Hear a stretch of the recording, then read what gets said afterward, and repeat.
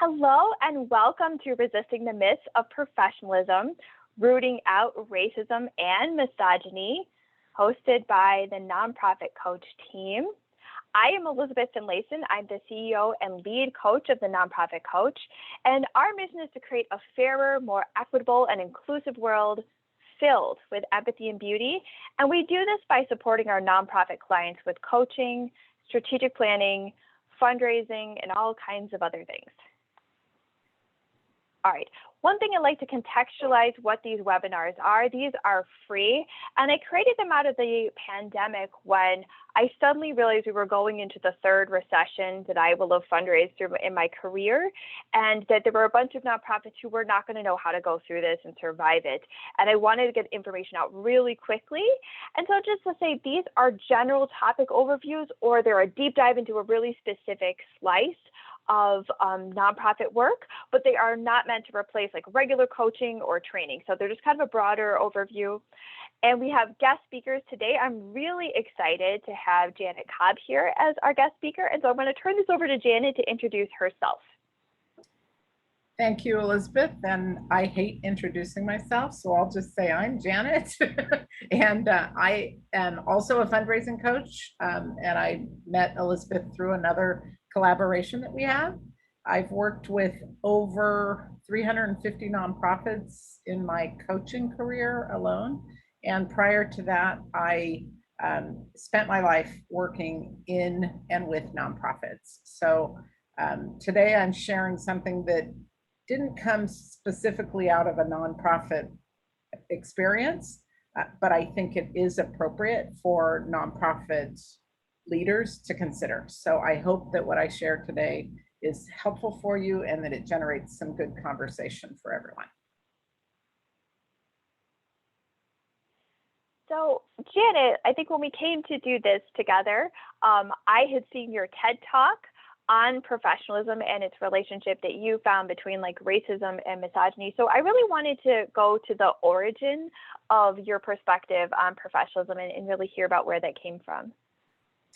Sure, thanks Elizabeth. Yes, so a few months back, I did a TEDx talk on this very topic, and I should start by saying my subtitle at the time was why I'm doing this TEDx talk in a gray hoodie with frizzy hair and no makeup. And today I'm not wearing a gray hoodie, but I'm wearing a gray t-shirt because it's 95 degrees or something outside, but I still have the frizzy hair and I still have no makeup. And the reason that is because long ago, all my life, I have struggled with this idea of how people look and how they're judged. And it started, I remember way back in junior high, I overheard one of the cool kids. I don't know if I was a cool kid or not. I was just a kid, but he was definitely a cool kid. And I heard him say, I don't know why all these girls wear makeup and fancy clothes and everything. If people don't like you just the way you are, forget them. And that line from this young kid just stuck with me. And through the years, I've had experiences that really reiterated that. And I tried to squash it, a few times in high school. I tried the whole makeup thing and I never liked it, and then, through the decades, different things happen. And the one thing that really stood out to me and got me going on this topic was when I was 18, right after high school, I entered a convent and became a nun, and I put on special clothes. And all of a sudden, I had this authority and respect that I never got, a month before when I was the, dumb kid from, the projects, right? Like, so that reiterated it for me. I had people who came to me with questions and concerns that I had no business answering because I was just an 18 or 19-year-old. So I got this respect that all of a sudden I was a professional because of what I was wearing. And then, with time, I left the convent and I, got married and had children. And then I started seeing a whole other side of, professionalism and respect and authority, because I left the convent after 13 years. So I entered in the 80s and I left in the mid 90s.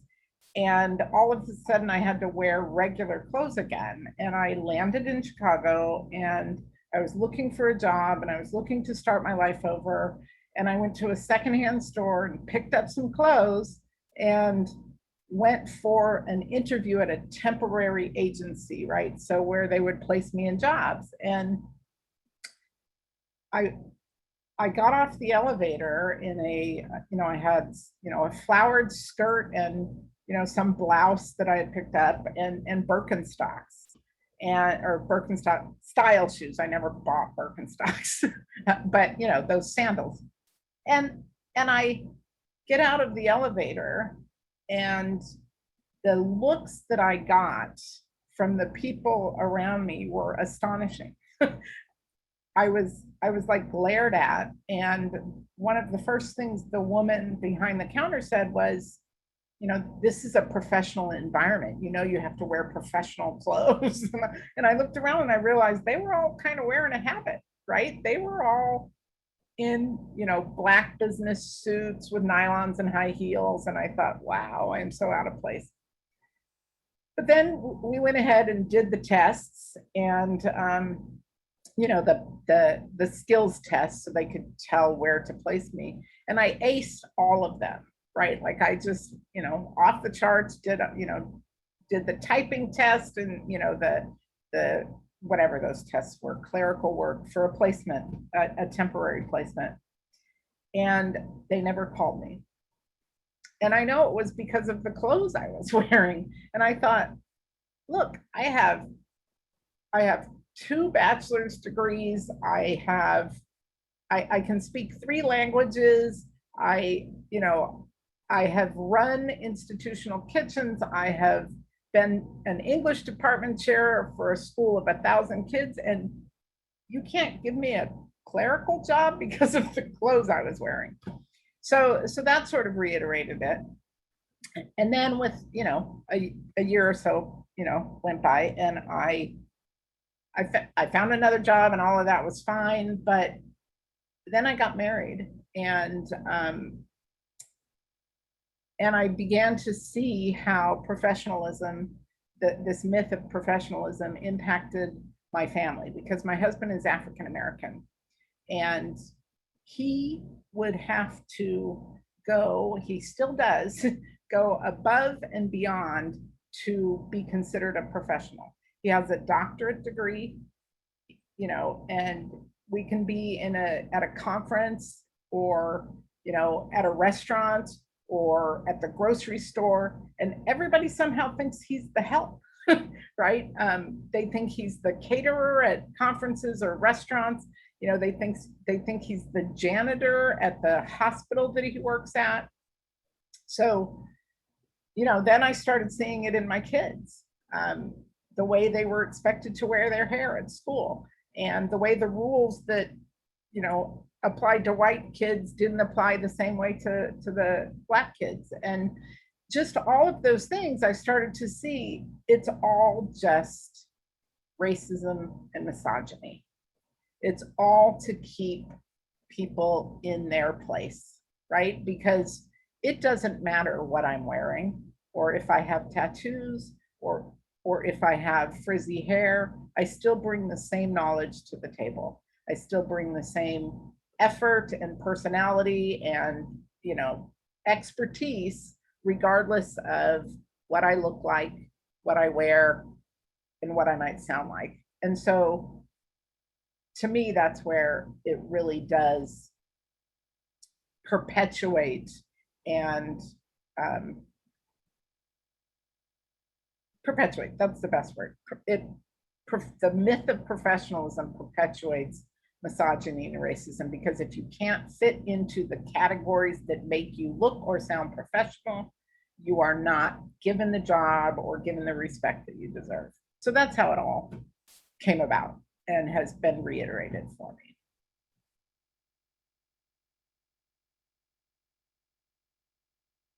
Well, I really appreciate you sharing that and like your personal story and the pieces that are there.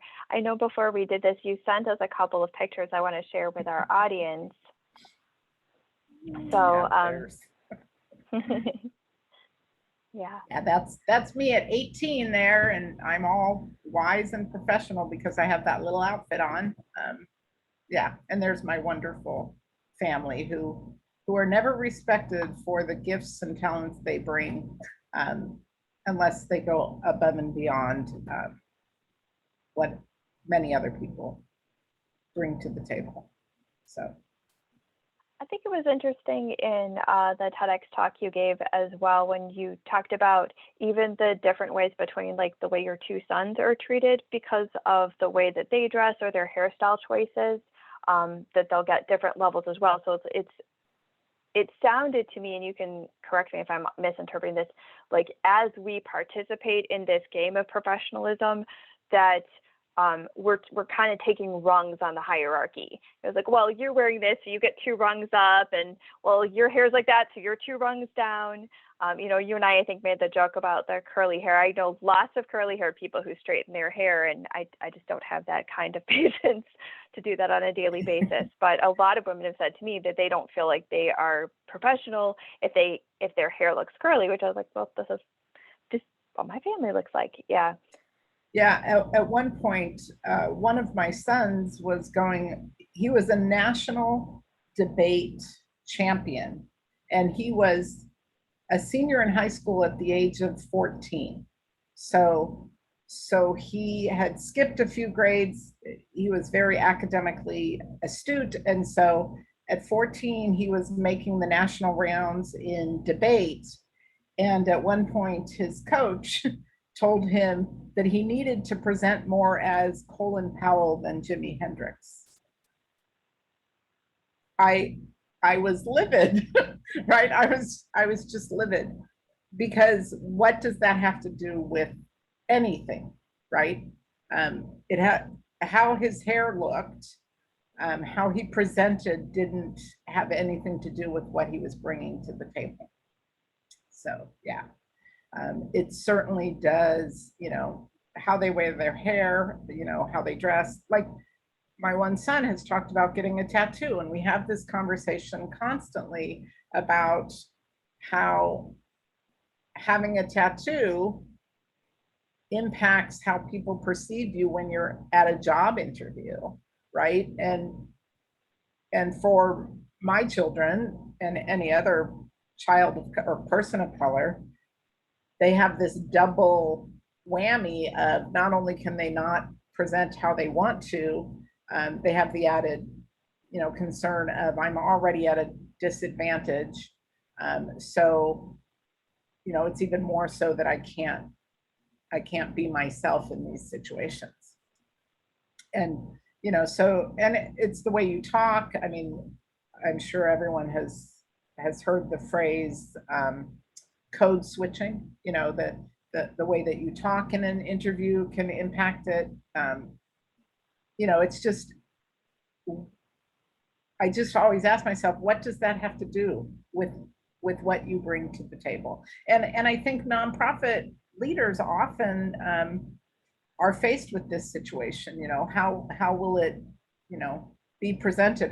Actually, at one point, my husband and I worked at the same school.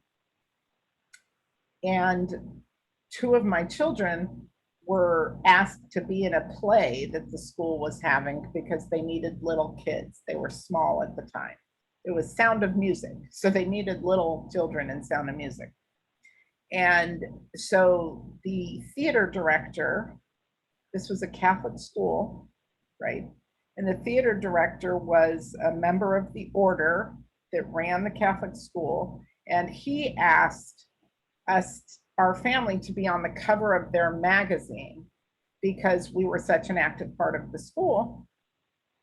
And he did the cover of the magazine and presented it to the, you know, his authorities or whatever,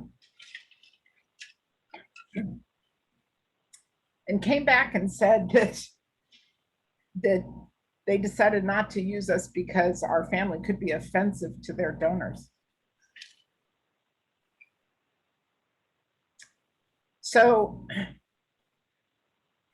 nonprofits face the question of how they're representing their values and in both, how they're representing the people they serve, but also the people who are part of the service, right? It brings up that whole question of, how much power donors have, so from a nonprofit perspective, if we're thinking about professionalism, who's writing thank you notes, who's doing videos, who's, leading the what's the word, tours of the site tours and those sorts of things, who's doing the presentations at galas, all of those things, you have to ask yourself if your concern with professionalism or what looks best is really just a cover for some other bias that you have that is considered more acceptable if you couch it as professionalism. I think that's where the real question comes in. Do we use professionalism as an excuse for something else? That's really, really interesting. And I think it dovetails with the question that's going on in philanthropy a lot right now of how do we engage in fundraising and engage with donors in a way that is consistent with values, because I think we have spent a lot of time where many organizations, they're in the game of looking like, how do I present the right image so I can go to this donor? And I think there's often a class barrier. So, we've talked about sometimes as fundraisers, if you're the fundraiser that grew up next door neighbors to that millionaire family, or you're the fundraiser who grew up on the other side of town or outside of that town, it's going to feel really different going up to those people's houses and having those conversations and knowing how to act. And so, it's really interesting to look at, like, how do we present those values and where are we actually looking and making compromises? And I think there's a conversation that's happening now that's actually saying maybe we shouldn't be making these compromises. They might be just a little too expensive. So I'd love to have more of your thoughts on that. My thoughts or everyone else's thoughts? Maybe now's a time to bring in some folks. I just want to make sure that, I know, Elizabeth, you said you want this to be conversation, right? So if anyone has anything to share or to ask, I want to encourage you to chime in, please. I think that we do have to articulate our values, like you said, and know when, or challenge ourselves to ask if we're really making excuses, right? Yeah, and I think it does bring us to this last question. And I just want to say, like, in creating this as an open space, that we don't have to be right and we don't have to know the answer. Right. The question, like, is professionalism racist and misogynist? And I think you've certainly identified some cases where, yes, that was definitely the case going on there. One of the questions I had brought to you around this topic was, when I first heard your TED Talk, it really opened my eyes. And I thought, do I want to let go of some of that armor? I like being able to put on that jacket. You can see, like, today I'm actually just wearing more of a cardigan, but I've got my blouse. I like putting on, that what it feels like armor. It's like, well, I might stumble over my words in this part of the presentation, or I might do this or that, but I know I've got the right outfit on. I know I have the makeup on. And we talked before too, where sometimes I thought, yes, I don't get lectured on how to do my own job as much now that I'm in my 40s and when I was in my 30s or my late 20s. But I will tell you that, the fundraising content I knew at that time was completely valid, and I would get questions or told how to do my job, and using that as a force to say, hey, look, I am here, listen to me, take this on. So I wonder how people feel they might have used professionalism or dress to endow themselves with credibility in scenarios. I want to allow other people to jump in for sure, but I would say that in my challenge to resist the myth of professionalism, I also don't want to come across as saying that it's wrong, Elizabeth, for you to want to dress up either, right? Like there are people who feel comfortable and love looking. My daughter is she loves looking nice, right? And she always has, and you know, that's okay too, right? The question is always what is the underlying bias and what is our expectation of other people, right? Just because I like to dress up doesn't mean that people who don't are not taking the situation as seriously or should not be respected or that they don't have authority, right? So it's all about the outward appearance has nothing to do with it, right? And I mean the same holds true for like how many meetings, I don't know, there do seem to be a lot of women on this call. How many meetings have you been in where you say something and nobody really pays attention, and then a man says something and oh, it's the best idea on earth, right? We've all been in that situation, right? Because somehow men are considered more professional. In many circumstances, the men are the experts and the women are not. And it doesn't matter how much expertise you bring to the table. You know, if you're a woman, you're not seen with the same respect. And I think professionalism encourages that, right? Because they're in business suits and we're not, right? So they have the authority and we don't.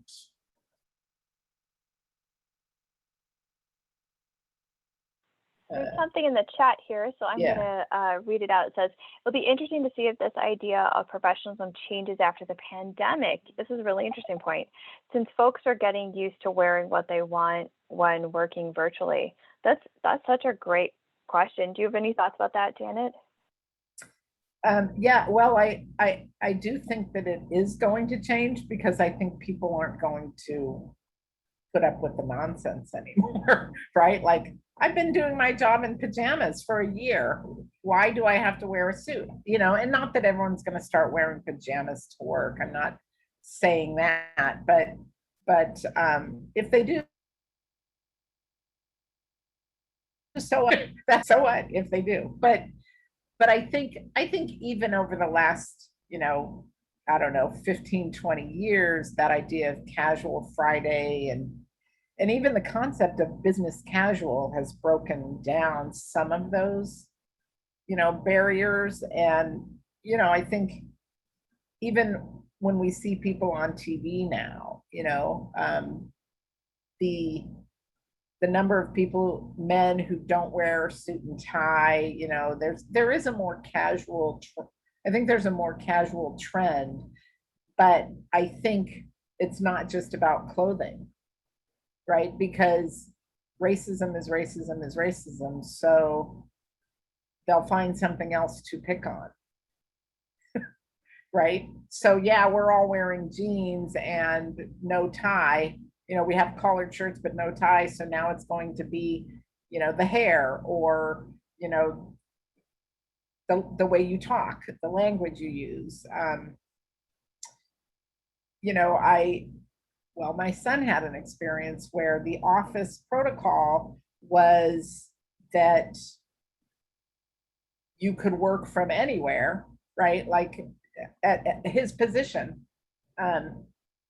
they were regional directors and they could work from anywhere. So they didn't always have to be in the office 9 to 5. And so it was sort of a casual come and go. But somehow he was the only director that was expected to be in the office 9 to 5, because if they had people who were coming in who they thought he was the good poster child for the conversation, he had to be called into the office. So they were using him as their poster child of the young black man, the young successful black man. So he was being treated differently than his coworkers.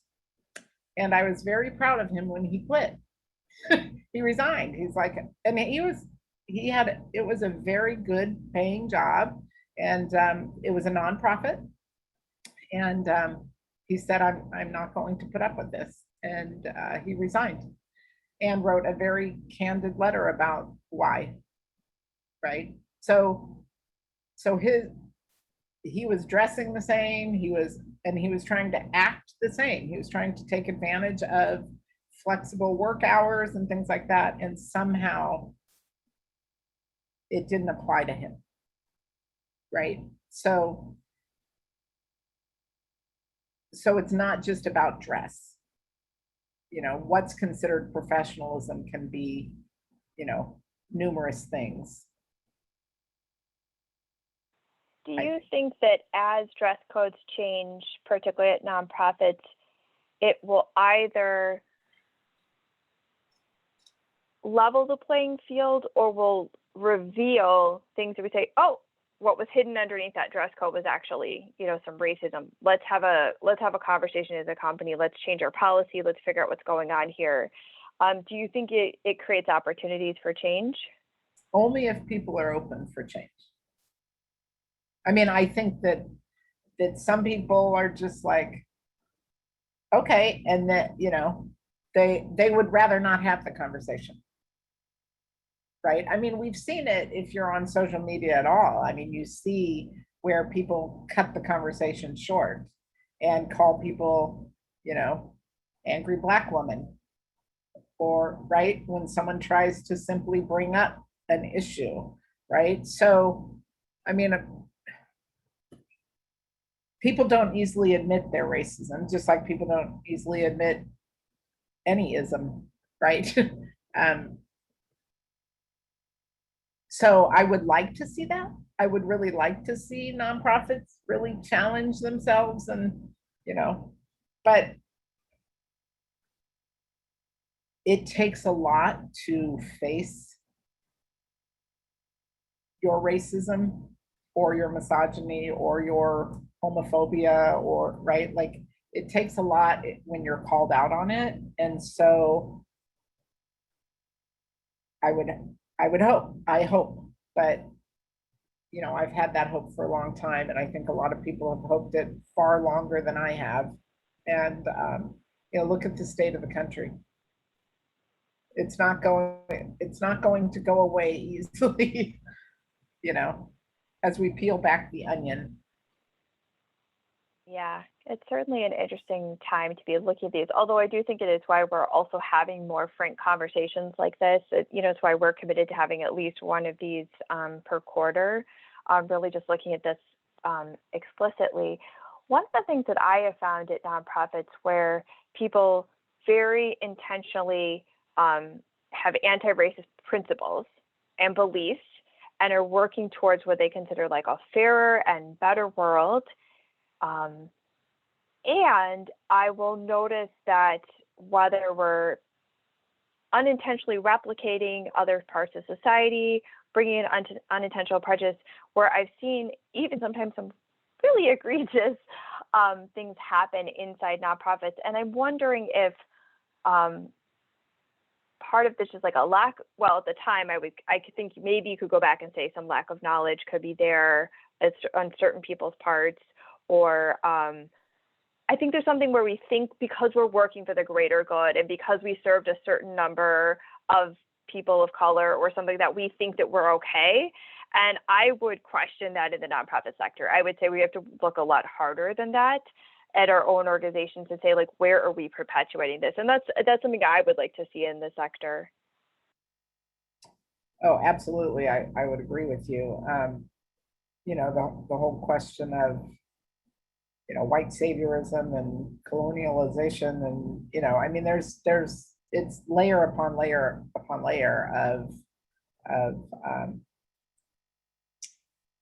don't know, what's the word? Myth. We create worlds and realities that just aren't real to protect our own selves, right? And so hopefully, my hope is that every generation has has an awareness, another level of awareness, right? So, you know, we had our moment last year with the George Floyd murder and, you know, the uprisings that followed that. And I hope that, you know, with each time, we need to not work as hard and that we get closer to the solution. But, you know, how quickly that happens, I don't know. You know. If you were to make recommendations, or if you were in charge of a nonprofit right now and you wanted to just make sure this never even really became an issue at your nonprofit, what were the things that you would recommend?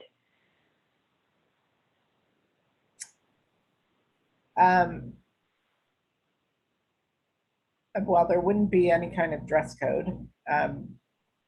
There wouldn't be any micromanagement.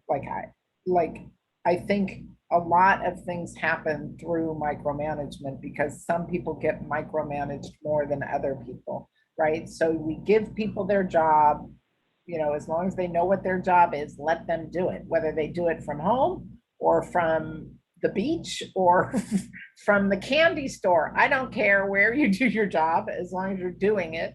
Different jobs require different, you know, being on site and off site and that sort of thing. But, you know, in the fundraising world, particularly, you know, let the people do their jobs in the way that they best know how and can be successful. And that looks different for every single person. So I think that that's important. I think also it would be important from in a nonprofit perspective to make sure that the donors are not dictating how your employees are treated.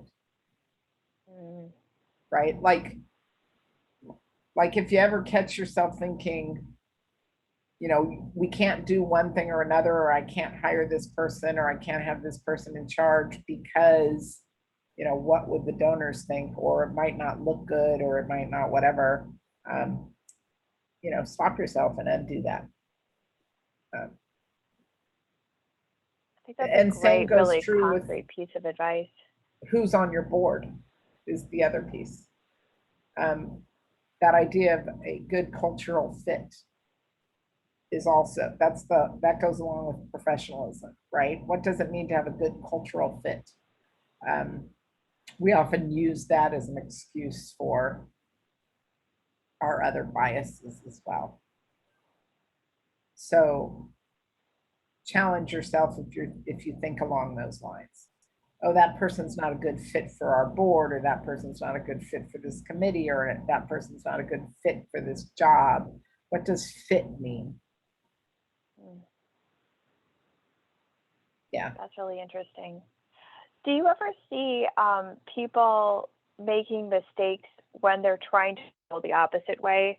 An example that comes to mind is we were looking, a client and I were looking at creating a major giving committee made up of people who could donate at a really high level. And we were struggling with how do we create the right diversity around it. We're like, we don't want to start like a big group of white people. We're like, that's what we don't want. And so we're really looking at like, how do we do this in a different way? And one of the things that had come up is we realized we also didn't want to just like throw someone into a situation with some people who may not be as open-minded and not provide like mentorship and support and say, oh, just deal with these people that might have their own prejudice and whatever, and throw them in a group of people and say, oh, it's great, we have diversity. It was like, that didn't seem like it was fair. So we were like, we really want to make sure we're not allowing people to be on the receiving end of what's coming from other people and say that, how are we actually doing this in a responsible way? And so like, oh, now it's fine. And I don't know if we were overthinking that, but I don't know if you have thoughts on that as well. So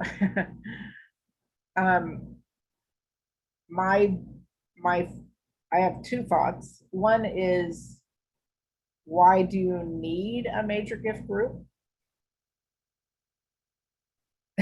That would be my first challenge, right? Like, why is someone, I know there's a capacity issue in how you cultivate donors, but why should the people who have the capacity to give more be appreciated or treated in a special way from someone who gives far less, right? Now, I know there is a capacity issue, and so you have to sort of go where the highest return on investment is, but by creating a group, I think you're setting yourself up for exclusion of not just, you know, people of color, but it's this economic exclusion, right? The second thought I have on it is, have you asked yourself why, if you think, oh, we're going to form a major donor group, but oh, then it's going to be a bunch of white people, you have to ask yourself why all your major donors are white people. Right? Because there are lots of people of color who give philanthropically at a very high level. So what's happening in your organization and or in the institution or the way that it's going or what you're doing that has created that dynamic? Yeah, I think those are excellent questions. And I think those were some of the conversations we were struggling with this particular group. And I'll say, working with different clients, I have clients that are absolutely really shying away from either major gifts or the world of like any kind of higher recognition for people with major gifts. This group chose not to do that. And, you know, everybody's doing their own pieces, so I'm not preventing it. But we were saying, okay, if we are going to do it, how do we do it in the best possible way? And I think you're right. It did bring up the secondary issue of having at this institution more older white major donors than people of color. And where that was a double problem was that if this was the group of people that was going to be, because it was a committee to get more major donors, then those people were going to be most likely like themselves. And so we could just see it was going to have like a doubling and tripling effect. So we actually, what we did is we scrapped the committee altogether. Yeah. And we said, we're going to try a different way. But yeah, I was wondering your thoughts on that. So it was interesting to hear your perspective. Yeah, I mean, it's all hard, it's all tough, and people will make mistakes. And, you know, while I want to say it's the intention that matters, it's not. It's not the intention that matters. When it comes to discrimination, it doesn't matter your intention, right? So I may say something that I have no intention of coming across as racist or homophobic or misogynist or whatever. But if the person on the receiving end hears it that way, my intention doesn't matter. It still happened. It was still racist or misogynist or homophobic or whatever it was, because that's how it was perceived by the person who was on the receiving end. So I can apologize, but it does no good to say, but I didn't mean it. That it doesn't matter if I meant it, right? And you know, I think that's another thing that people need to realize. No one is saying that everyone who couches racism or misogyny and professionalism is evil. That's not the point, you know.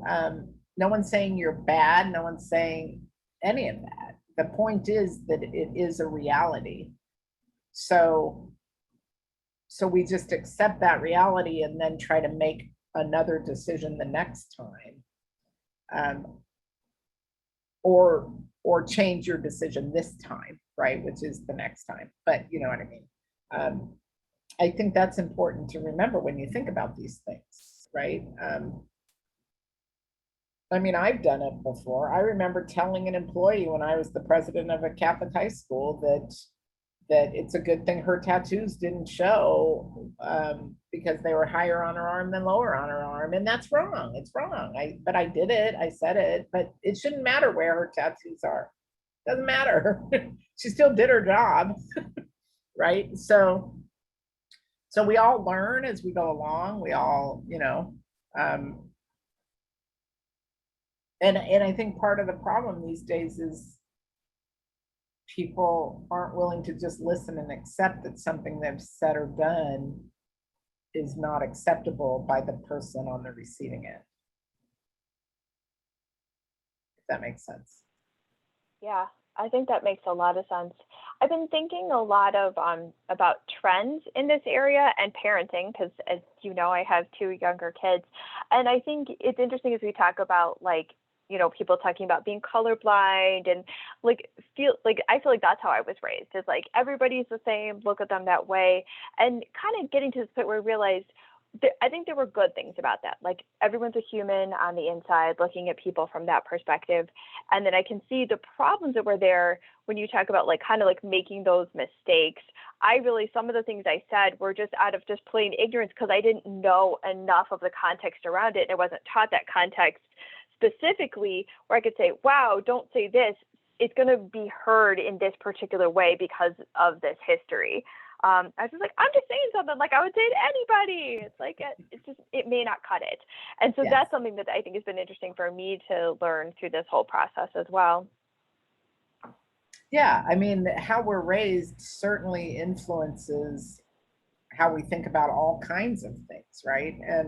And I think, that kind of goes back to your question earlier about, whether you live next door to the millionaire, meaning you were in the millionaire class, or you were on the other side of the tracks, as the saying goes, and how I think that impacts how you relate to donors in a fundraising environment. I think it impacts how you relate to the beneficiaries of a nonprofit. I think it impacts a lot of things. But regardless of which, side you sit on, you still come with your bias, and you need to challenge yourself on those biases, right? As someone who, was raised on welfare and lived in a government housing project, I grew up with a lot of biases towards wealthy people, right?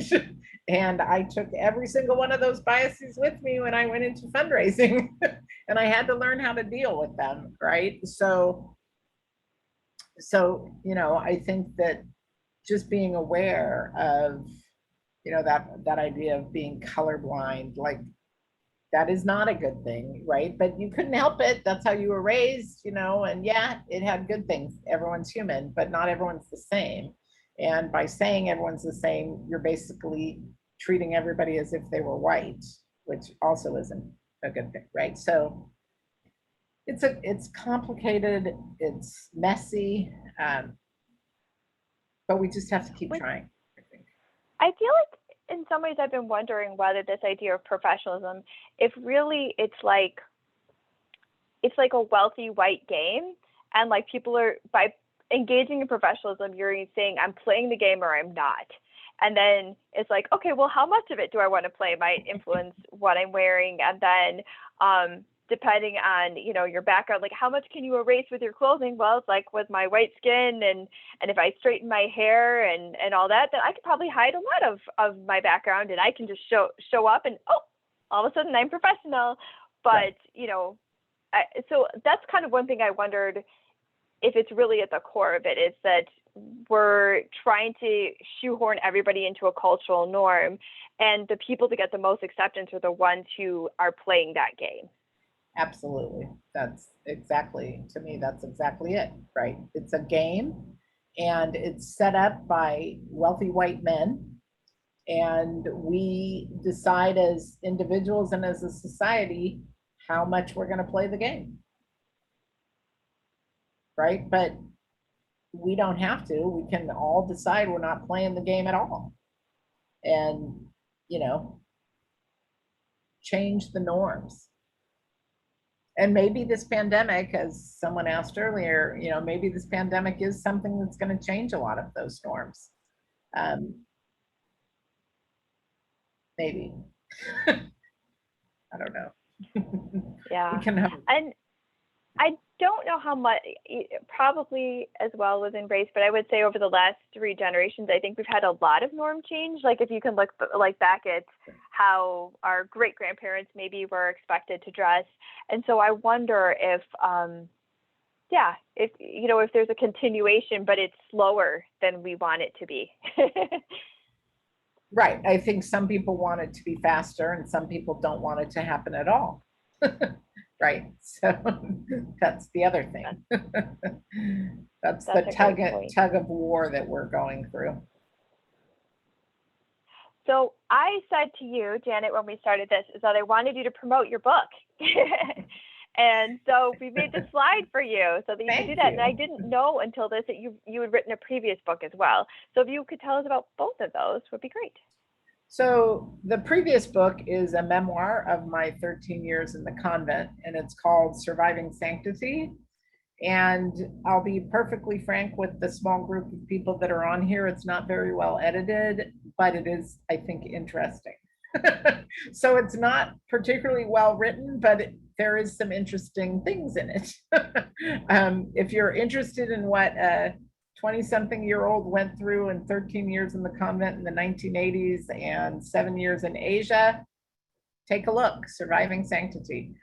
Promised Land, on the other hand, is a fundraising book that was written, as it says, the 10 Commandments for Nonprofit Strategy, Communication, and Fundraising. And basically, I take a very well-known format, which is the 10 Commandments, and I apply those 10 Commandments to strategy, communication, and fundraising. And it's actually really the 10 Commandments. So like one of the chapters is do not commit adultery. And so, but then I talk about what adultery really means and how you apply that to a nonprofit. So it's not random 10 Commandments, it is the 10 Commandments. So it just sort of shares the, what I've come to know in I'm 57, so in 40 some years of nonprofit work, because I started in the nonprofit world at 13. Just some of the things I've learned and come across, and hopefully it can help particularly small and early stage nonprofits get set up on the right footing and grow their organization in a way that will be good for the world, or your little part of it. So thank you. Fantastic. Of course, it's important. I'm going to open it up for questions. I know that we, throughout this have been asking. And one of the things we can do at this point is I can also turn off the recording and we can stop sharing so that people can ask questions that they feel maybe a little bit shyer about sharing. So I'm going to do that now. So thank you, people who've been listening to the recording.